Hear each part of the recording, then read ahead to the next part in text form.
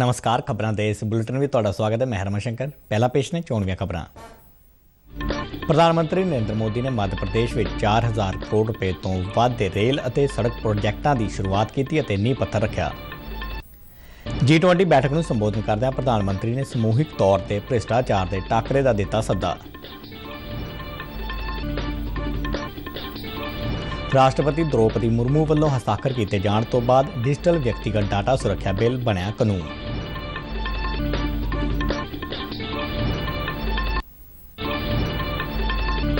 केंद्रीय मंत्री अनुराग सिंह ठाकुर ने कहा कि भारत अगले 3 सालों में दुनिया का तीजा सब तो बड़ा अर्थचारा बनेगा।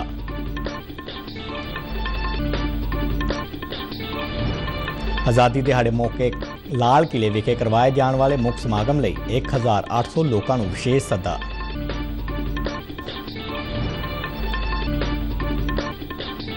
केंद्रीय संचार ब्यूरो वालों BSF के सहयोग नाल जलंधर विखे मेरी माटी मेरा देश मुहिम तहत करवाया गया प्रोग्राम।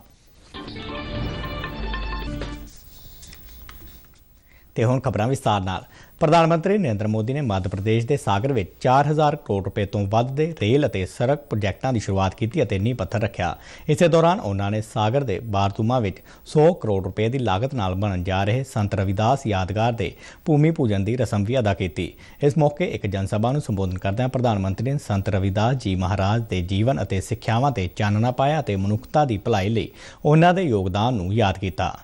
प्रधानमंत्री नरेंद्र मोदी ने अपने संबोधन दौरान सरकार दीयां वख-वख प्राप्तियां नूं भी गिनाया। उन्होंने कहा कि देश नूं गरीबी और भुखमरी विचों कड्ढण दीयां कोशिशां लगातार जारी ने। उन्होंने भरोसा दिता कि किसी भी गरीब नूं भुखे ढिड सौण नहीं दिता जाएगा। देश की इसी साझी संस्कृति को और समृद्ध करने के लिए आज यहां संत रविदास स्मारक एवं कला संग्रहालय की नींव पड़ी है और पूज्य संत रविदास जी के आशीर्वाद से मैं विश्वास से कहता हूं कि आज मैंने शिलान्यास किया है, 1-1.5 साल के बाद मंदिर बन जाएगा तो लोकार्पण के लिए भी मैं जरूर आऊंगा। प्रधानमंत्री नरेंद्र मोदी ने लोगों को समूहिक तौर पर भ्रिष्टाचार का मुकाबला करने का सद्दा दिता है। प्रधानमंत्री ने अज कोलकाता में G20 भ्रिष्टाचार रोकथाम मंत्री पद्धरी बैठक को संबोधन करदਿਆਂ कहा कि भ्रिष्टाचार के खिलाफ भारत की सिफर असहनशीलता की नीति है। उन्होंने कहा कि भारत शासन में भ्रिष्टाचार को जड़ों पुट्टण और इसनूं पूरी तरह पारदर्शी बनाउण लई वचनबद्ध है। तकनीक ते विशेष जोर दिंदਿਆਂ प्रधानमंत्री ने कहा कि भारत पारदर्शी और जिम्मेवार तंत्र तैयार करने लई तकनीक और ई-गवर्नेंस की वरतों कर रहा है। उन्होंने कहा कि भ्रिष्टाचार का प्रभाव ज़्यादातर गरीबां ते पछड़े लोगों ते पैंदा है और उन्हां नूं मिलण वाले गुणवत्ता भरपूर जीवन नूं नष्ट कर दिंदा है। प्रधानमंत्री मोदी ने कहा कि केंद्र सरकार आर्थिक अपराधियों नाल सख्ती नाल नजिठ रही है और इसलिए आर्थिक अपराध नियम बनाया गया है। उन्होंने कहा कि इस कानून राही आर्थिक अपराधियों और भगौड़ियां की 1 अरब 80 करोड़ रुपए तो वध की संपत्ति जब्त की गई है। The impact of corruption is felt the most by the poor and the marginalized. It affects resource utilization. It distorts markets. It impacts service delivery. And ultimately, it diminishes people's quality of life.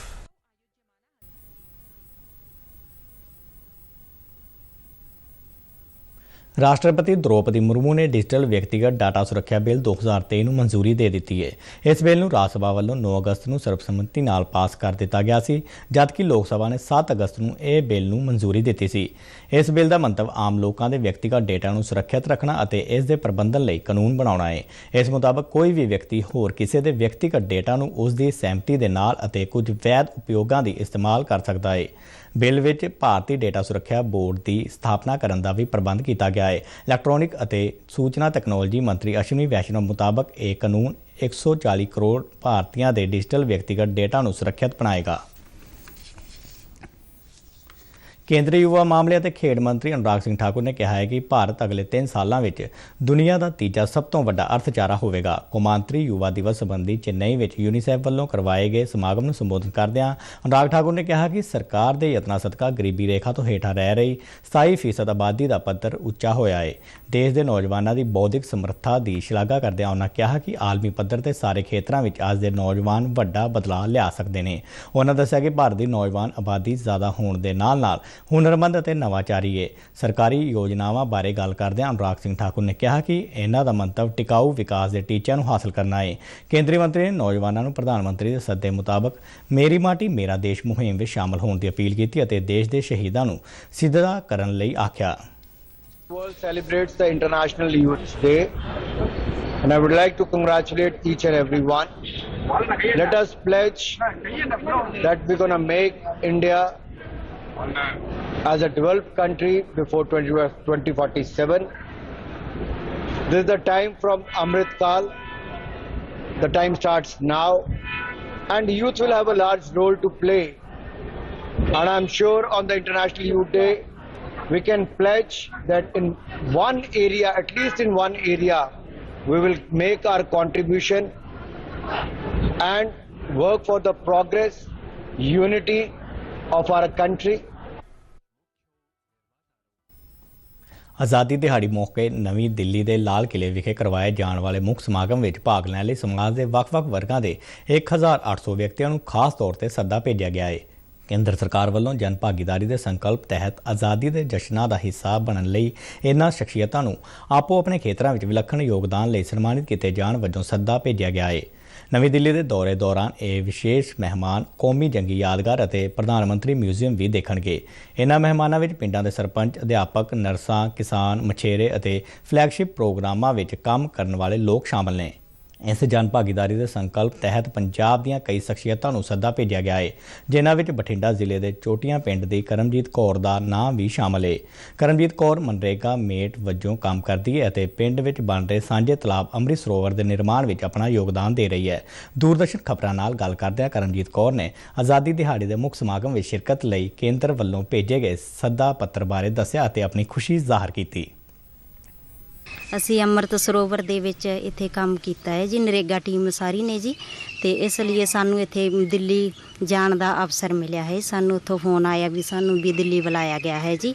ਸਾਡੇ ਇੱਥੇ sarpanch major ਸਾਹਿਬ ਦਾ ਬਹੁਤ ਸਾਥ ਮਿਲਿਆ ਜੀ ਇਸ ਕੰਮ ਕਰਨ ਦੇ ਵਿੱਚ, ਤੇ ਸਾਡੇ ਸੈਕਟਰੀ ਸਾਹਿਬ ਬਸੰਤ ਸਿੰਘ ਦਾ ਬਹੁਤ ਸਹਿਯੋਗ ਮਿਲਿਆ ਹੈ ਜੀ। ਪਹਿਲਾਂ ਇੱਥੇ 15 ਅਗਸਤ ਦੇਖਣ ਵਾਸਤੇ ਟੀਵੀ ਉੱਤੇ ਦੇਖਦੇ ਹੁੰਦੇ ਸੀ ਜੀ, ਵੀ ਅਸੀਂ 15 ਅਗਸਤ ਟੀਵੀ ਤੇ ਦੇਖਿਆ ਸੀ। ਹੁਣ ਸਾਨੂੰ ਬਹੁਤ ਖੁਸ਼ੀ ਹੋਈ ਹੈ ਜੀ, ਅਸੀਂ ਜਾ ਕੇ 15 ਅਗਸਤ ਦਾ ਸਮਾਗਮ ਉੱਥੇ ਜਾ ਕੇ ਦੇਖਾਂਗੇ ਜੀ, ਕਿਉਂਕਿ ਸਾਡਾ ਨਾਮ ਇੱਥੇ ਆਇਆ, ਸਾਨੂੰ ਦਿੱਲੀ ਬੁਲਾਇਆ ਗਿਆ ਹੈ ਜੀ ਸਪੈਸ਼ਲ ਜੀ।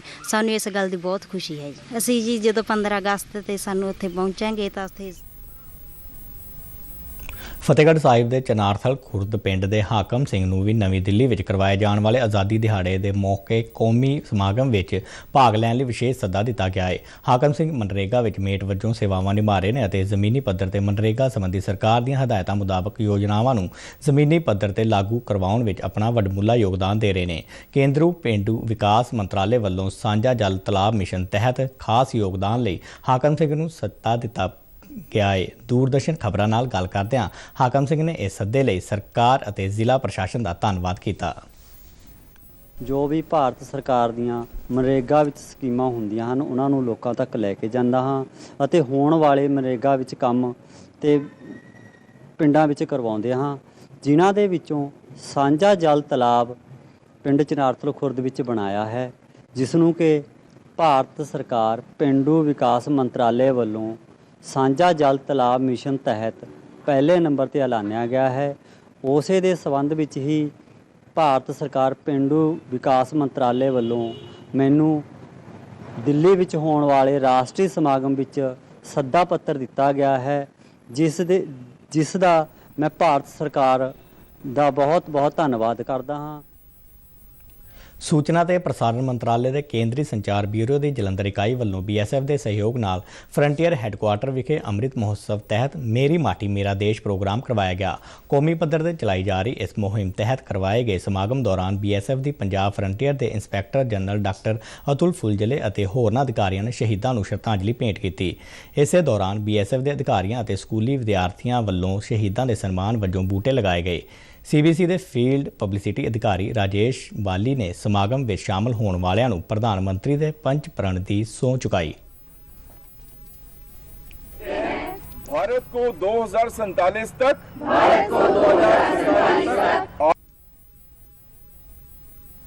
ਇਸ ਮੌਕੇ ਮੇਰੀ ਮਾਟੀ ਮੇਰਾ ਦੇਸ਼ ਅਤੇ ਆਜ਼ਾਦੀ ਕਾ ਅੰਮ੍ਰਿਤ ਮਹੋਤਸਵ ਨਾਲ ਸੰਬੰਧਿਤ ਵਿਸ਼ਿਆਂ ਤੇ ਚਿੱਤਰਕਾਰੀ ਅਤੇ ਸਵਾਲ ਜਵਾਬ ਮੁਕਾਬਲੇ ਕਰਵਾਏ ਗਏ। ਕਮਾਂਡੈਂਟ ਜਸਵਿੰਦਰ ਸਿੰਘ ਨੇ ਜੇਤੂ ਵਿਦਿਆਰਥੀਆਂ ਨੂੰ ਇਨਾਮ ਤਕਸੀਮ ਕੀਤੇ ਅਤੇ ਉਹਨਾਂ ਦੀ ਹੌਸਲਾ ਅਫਜ਼ਾਈ ਕੀਤੀ। BSF ਦੇ ਇੰਸਪੈਕਟਰ ਜਨਰਲ ਅਤੁਲ ਫੁਲਜਲੇ ਨੇ ਕਿਹਾ ਕਿ ਮੇਰੀ ਮਾਟੀ ਮੇਰਾ ਦੇਸ਼ ਤਹਿਤ ਸ਼ਹੀਦਾਂ ਨੂੰ ਯਾਦ ਕੀਤਾ ਜਾ ਰਿਹਾ ਹੈ। भारत देश के लिए जो शहीद हुए हैं, जो वीर है, उनको नमन करेंगे और उनको उनका आदर अभिनंदन करेंगे। इस कार्यक्रम के अंतर्गत BSF पूरी तरह से सहभागी होके इस कार्यक्रम को सक्सेसफुल बनाने के लिए कार्यरत है और हम पूरी तरह से इसको पूर्ण करेंगे। ਫੀਲਡ ਪਬਲਿਸਿਟੀ ਅਫਸਰ ਰਾਜੇਸ਼ ਬਾਲੀ ਨੇ ਸਮਾਗਮ ਦੀ ਰੂਪਰੇਖਾ ਬਾਰੇ ਜਾਣਕਾਰੀ ਸਾਂਝੀ ਕੀਤੀ। ਪ੍ਰੋਗਰਾਮ ਵਿੱਚ ਸ਼ਾਮਲ ਹੋਏ ਅਧਿਆਪਕਾਂ ਅਤੇ ਵਿਦਿਆਰਥੀਆਂ ਨੇ ਆਪਣੀਆਂ ਭਾਵਨਾਵਾਂ ਉਜਾਗਰ ਕੀਤੀਆਂ। जैसा कि हम लोग आज़ादी का अमृत महोत्सव मना रहे हैं, ये जो मेरी माटी मेरा देश प्रोग्राम है, ये उसकी कल्मिनेशन है, वो इसके साथ ख़त्म होगा। तो आप सबको भी मैं निवेदन करूँगा कि आप जहाँ पर भी हैं, अपने घरों में जहाँ पर भी, इसके साथ साथ जो हम लोग हर घर तिरंगा, उसको भी हम जोड़ेंगे। 15 अगस्त हमारा आज़ादी का दिन जल्दी ही आ रहा है, तो जैसा कि प्रधानमंत्री जी ने आह्वान किया है सभी देशवासियों को कि वो अपने घर तिरंगा लहराएं और उसको नमन करें। जय हिंद। मेरी माटी मेरा देश, ये उन वीर जवानों और उन वीरांगनाओं को सम्मानित करने के लिए मनाया जा रहा है जिन्होंने देश की आज़ादी के लिए अपना बलिदान तो दिया, परंतु कहीं ना कहीं उनके नाम गुमनाम रह गए। जैसे कि हम जानते हैं, हमारे प्रधानमंत्री श्री नरेंद्र मोदी जी ने मन की बात में चर्चा की थी कि इस साल पूरा देश हमारा मेरी मिट्टी और मेरे देश के उपलक्ष्य से इस बार 15 अगस्त मनाएगा और हम सब इसे बहुत ही गर्व से मनाएंगे। इस साल हर भारत के हर कोने से 7500 कलशों को इकट्ठा किया जाएगा और दिल्ली के कर्तव्य पथ पर इसके साथ सम्मानित किया जाएगा और इसी के साथ एक भारत श्रेष्ठ भारत का भी सपना साकार किया जाएगा। ਪੰਜਾਬ ਦੇ ਸਮਾਜਿਕ ਸੁਰੱਖਿਆ, ਮਹਿਲਾ ਅਤੇ ਬਾਲ ਵਿਕਾਸ ਮਹਿਕਮੇ ਵੱਲੋਂ ਸੂਬੇ ਭਰ ਦੇ ਆਂਗਣਵਾੜੀ ਕੇਂਦਰਾਂ ਵਿੱਚ ਆਜ਼ਾਦੀ ਦਿਹਾੜਾ ਮਨਾਉਣ ਦੀ ਹਦਾਇਤ ਕੀਤੀ ਗਈ ਹੈ। ਚੰਡੀਗੜ੍ਹ ਤੋਂ ਜਾਰੀ ਬਿਆਨ ਵਿੱਚ ਕੈਬਨਿਟ ਮੰਤਰੀ ਡਾਕਟਰ ਬਲਜੀਤ ਕੌਰ ਨੇ ਦੱਸਿਆ ਕਿ ਸੂਬੇ ਦੇ ਵੱਖ-ਵੱਖ ਆਂਗਣਵਾੜੀ ਕੇਂਦਰਾਂ ਵਿੱਚ ਆਜ਼ਾਦੀ ਦਿਹਾੜਾ ਮਨਾਉਣ ਦਾ ਪ੍ਰੋਗਰਾਮ ਉਲੀਕਿਆ ਗਿਆ ਹੈ। ਇਸ ਦਾ ਮਤਲਬ ਬੱਚਿਆਂ ਨੂੰ ਆਜ਼ਾਦੀ ਦੇ ਇਤਿਹਾਸ ਬਾਰੇ ਜਾਣੂ ਕਰਵਾਉਣਾ ਹੈ। ਬਲਜੀਤ ਕੌਰ ਨੇ ਕਿਹਾ ਕਿ ਵਿਭਾਗ ਵੱਲੋਂ ਬਾਲ ਵਿਕਾਸ ਪ੍ਰੋਜੈਕਟ ਅਫਸਰਾਂ ਨੂੰ ਆਂਗਣਵਾੜੀ ਕੇਂਦਰਾਂ ਵਿੱਚ ਆਜ਼ਾਦੀ ਦਿਹਾੜਾ ਮਨਾਉਣ ਸੰਬੰਧੀ ਪੱਤਰ ਵੀ ਜਾਰੀ ਕੀਤਾ ਗਿਆ ਹੈ। ਉਹਨਾਂ ਬੱਚਿਆਂ ਦੇ ਮਾਪਿਆਂ ਨੂੰ ਆਜ਼ਾਦੀ ਦਿਹਾੜੇ ਦੇ ਸਮਾਗਮਾਂ ਵਿੱਚ ਸ਼ਮੂਲੀਅਤ ਕਰਨ ਦੀ ਅਪੀਲ ਕੀਤੀ। ਭਾਰਤੀ ਜਨਤਾ ਪਾਰਟੀ ਦੇ ਕੌਮੀ ਜਨਰਲ ਸਕੱਤਰ ਤਰੁਣ ਚੁੱਗ ਨੇ ਜੰਮੂ ਕਸ਼ਮੀਰ ਦੇ ਸਾਬਕਾ ਮੁੱਖ ਮੰਤਰੀ ਡਾਕਟਰ ਫਾਰੂਕ ਅਬਦੁੱਲਾ ਨੂੰ ਘੇਰਦਿਆਂ ਅਬਦੁੱਲਾ ਮੁਫਤੀ ਨਹਿਰੂ ਗਾਂਧੀ ਪਰਿਵਾਰ ਤੇ ਦੋਸ਼ ਲਾਇਆ ਹੈ ਕਿ 1999 ਵਿੱਚ ਜੰਮੂ ਕਸ਼ਮੀਰ 'ਚ ਜਦੋਂ ਕਸ਼ਮੀਰੀ ਹਿੰਦੂਆਂ ਦਾ ਕਤਲੇਆਮ ਹੋਇਆ ਸੀ ਤਾਂ ਉਸ ਵੇਲੇ ਅਬਦੁੱਲਾ ਜੰਮੂ ਕਸ਼ਮੀਰ ਦੇ ਮੁੱਖ ਮੰਤਰੀ ਅਤੇ ਮੁਫਤੀ ਸਾਹਿਬ ਦੇਸ਼ ਦੇ ਗ੍ਰਹਿ ਮੰਤਰੀ ਸਨ। ਉਹਨਾਂ ਨੂੰ ਇਸ ਵਿਸ਼ੇ ਤੇ ਵੀ ਜਵਾਬ ਦੇਣਾ ਚਾਹੀਦਾ ਹੈ। ਚੁੱਗ ਨੇ ਕਿਹਾ ਕਿ ਤਿੰਨੋਂ ਪਰਿਵਾਰਾਂ ਨੇ ਵੱਖਵਾਦ ਨੂੰ ਸਰਪ੍ਰਸਤੀ ਦਿੱਤੀ ਅਤੇ ਉਹਨਾਂ ਦੀ ਸਰਪ੍ਰਸਤੀ ਦੇ ਚੱਲਦਿਆਂ ਜੰਮੂ ਕਸ਼ਮੀਰ ਵਿੱਚ ਅੱਤਵਾਦ ਸਿਖਰ ਤੇ ਸੀ। ਉਹਨਾਂ ਕਿਹਾ ਕਿ ਜੰਮੂ ਕਸ਼ਮੀਰ ਵਿੱਚ ਇਹਨਾਂ ਤਿੰਨਾਂ ਪਰਿਵਾਰਾਂ ਦੀ ਸਰਕਾਰ ਨੇ ਦੱਬ ਕੇ ਭ੍ਰਿਸ਼ਟਾਚਾਰ ਕੀਤਾ ਅਤੇ ਵਿਕਾਸ ਦੇ ਪੈਸੇ ਨਾਲ ਵੱਖਵਾਦ ਦੇ ਅੱਤਵਾਦ ਨੂੰ ਪਾਲਣ ਦਾ ਕੰਮ ਕੀਤਾ ਹੈ। ਤਰੁਣ ਚੁੱਗ ਨੇ ਕਿਹਾ ਕਿ ਧਾਰਾ 370 ਹਟਾਏ ਜਾਣ ਤੋਂ ਬਾਅਦ ਜੰਮੂ ਕਸ਼ਮੀਰ 'ਚ ਇੱਕ ਨਵਾਂ ਅਧਿਆਇ ਸ਼ੁਰੂ ਹੋਇਆ ਹੈ। ਫਾਜ਼ਿਲਕਾ ਜ਼ਿਲ੍ਹੇ ਦੇ ਅਬੋਹਰ ਤੇ ਸ਼ਹਿਰੀ ਖੇਤਰਾਂ ਵਿੱਚ ਡੇਂਗੂ ਦੀ ਰੋਕਥਾਮ ਲਈ ਮੁਹਿੰਮ ਚਲਾਈ ਗਈ। Civil surgeon doctor Satish Goyal ਨੇ ਮੁਹਿੰਮ ਦੀ ਅਗਵਾਈ ਕਰਦਿਆਂ ਅਜੀਮਗੜ੍ਹ ਅਤੇ ਠਾਕਰ ਆਬਾਦੀ ਦੇ ਡੇਂਗੂ ਤੋਂ ਪ੍ਰਭਾਵਿਤ ਲੋਕਾਂ ਦੇ ਘਰਾਂ ਦਾ ਦੌਰਾ ਕੀਤਾ ਅਤੇ ਇਸ ਦੌਰਾਨ ਪਾਣੀ ਦੀ ਜਾਂਚ ਕੀਤੀ ਗਈ। ਸਿਵਲ ਸਰਜਨ ਨੇ ਅਧਿਕਾਰੀਆਂ ਅਤੇ ਕਰਮਚਾਰੀਆਂ ਨੂੰ ਪਾਣੀ ਦੇ ਸਰੋਤਾਂ ਦੀ ਨਿਰੰਤਰ ਜਾਂਚ ਕਰਦੇ ਰਹਿਣ ਦੀ ਹਦਾਇਤ ਕੀਤੀ। ਉਹਨਾਂ ਦੱਸਿਆ ਕਿ ਡੇਂਗੂ ਬਾਰੇ ਜਨਤਕ ਜਾਗਰੂਕਤਾ ਮੁਹਿੰਮ ਵੀ ਚਲਵਾਈ ਜਾ ਰਹੀ ਹੈ। ਸਿਹਤ ਮਹਿਕਮੇ ਵੱਲੋਂ ਪੂਰੇ ਇਲਾਕੇ ਨੂੰ 8 ਭਾਗਾਂ ਵਿੱਚ ਵੰਡਿਆ ਗਿਆ ਹੈ ਅਤੇ 18 ਬਰੀਡਿੰਗ ਚੈਕਿੰਗ ਟੀਮਾਂ ਬਣਾਈਆਂ ਗਈਆਂ ਨੇ। ਇਸ ਤੋਂ ਇਲਾਵਾ ਡੇਂਗੂ ਫੈਲਾਉਣ ਵਾਲੇ ਮੱਛਰ ਦੇ ਲਾਰਵੇ ਨੂੰ ਪੈਦਾ ਹੋਣ ਤੋਂ ਰੋਕਣ ਲਈ ਵੀ ਢੁਕਵੇਂ ਪ੍ਰਬੰਧ ਕੀਤੇ ਜਾ ਰਹੇ ਨੇ। ਹਾਕੀ ਦੇ ਏਸ਼ੀਅਨ ਚੈਂਪੀਅਨਸ਼ਿਪ ਟਰਾਫੀ ਦੇ ਫਾਈਨਲ ਵਿੱਚ ਅੱਜ ਮੇਜ਼ਬਾਨ ਭਾਰਤ ਚੇਨਈ ਦੇ ਮੇयर ਰਾਧਾ ਕ੍ਰਿਸ਼ਨਨ ਹਾਕੀ ਸਟੇਡੀਅਮ ਵਿੱਚ ਮਲੇਸ਼ੀਆ ਨਾਲ ਭਿੜੇਗਾ। ਕੱਲ੍ਹ ਦੇਰ ਰਾਤ ਖੇਡੇ ਗਏ ਸੈਮੀਫਾਈਨਲ ਵਿੱਚ ਭਾਰਤ ਨੇ ਜਾਪਾਨ ਨੂੰ 5-0 ਨਾਲ ਹਰਾਇਆ ਸੀ। ਖਬਰਾਂ ਦੇ ਬੁਲਟਨ ਸਾਡੇ ਦਰਸ਼ਕ ਆ ਰਹੇ ਨੇ DDK ਜਲੰਧਰ ਦੇ YouTube ਚੈਨਲ, Facebook ਪੇਜ ਅਤੇ Twitter ਹੈਂਡਲ ਤੇ ਵੀ ਦੇਖ ਸਕਦੇ ਨੇ। ਬੁਲਟਨ ਦੇ ਅਖੀਰ ਵਿੱਚ ਚੋਣਵੀਆਂ ਖਬਰਾਂ ਇੱਕ ਵਾਰ ਫੇਰ ਤੋਂ। ਪ੍ਰਧਾਨ ਮੰਤਰੀ ਨਰਿੰਦਰ ਮੋਦੀ ਨੇ ਮੱਧ ਪ੍ਰਦੇਸ਼ ਵਿੱਚ 4000 ਕਰੋੜ ਰੁਪਏ ਤੋਂ ਵੱਧ ਦੇ ਰੇਲ ਅਤੇ ਸੜਕ ਪ੍ਰੋਜੈਕਟਾਂ ਦੀ ਸ਼ੁਰੂਆਤ ਕੀਤੀ ਅਤੇ ਨੀਂਹ ਪੱਥਰ ਰੱਖਿਆ। G20 ਬੈਠਕ ਨੂੰ ਸੰਬੋਧਨ ਕਰਦਿਆਂ ਪ੍ਰਧਾਨ ਮੰਤਰੀ ਨੇ ਸਮੂਹਿਕ ਤੌਰ ਤੇ ਭ੍ਰਿਸ਼ਟਾਚਾਰ ਦੇ ਟਾਕਰੇ ਦਾ ਦਿੱਤਾ ਸੱਦਾ। ਰਾਸ਼ਟਰਪਤੀ ਦ੍ਰੋਪਦੀ ਮੁਰਮੂ ਵੱਲੋਂ ਹਸਤਾਖਰ ਕੀਤੇ ਜਾਣ ਤੋਂ ਬਾਅਦ ਡਿਜੀਟਲ ਵਿਅਕਤੀਗਤ ਡਾਟਾ ਸੁਰੱਖਿਆ ਬਿੱਲ ਬਣਿਆ ਕਾਨੂੰਨ।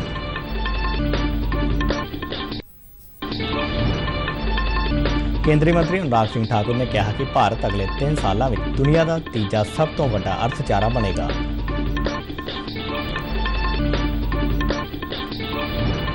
ਆਜ਼ਾਦੀ ਦਿਹਾੜੇ ਮੌਕੇ ਲਾਲ ਕਿਲੇ ਵਿਖੇ ਕਰਵਾਏ ਜਾਣ ਵਾਲੇ ਮੁੱਖ ਸਮਾਗਮ ਲਈ 1800 ਲੋਕਾਂ ਨੂੰ ਵਿਸ਼ੇਸ਼ ਸੱਦਾ।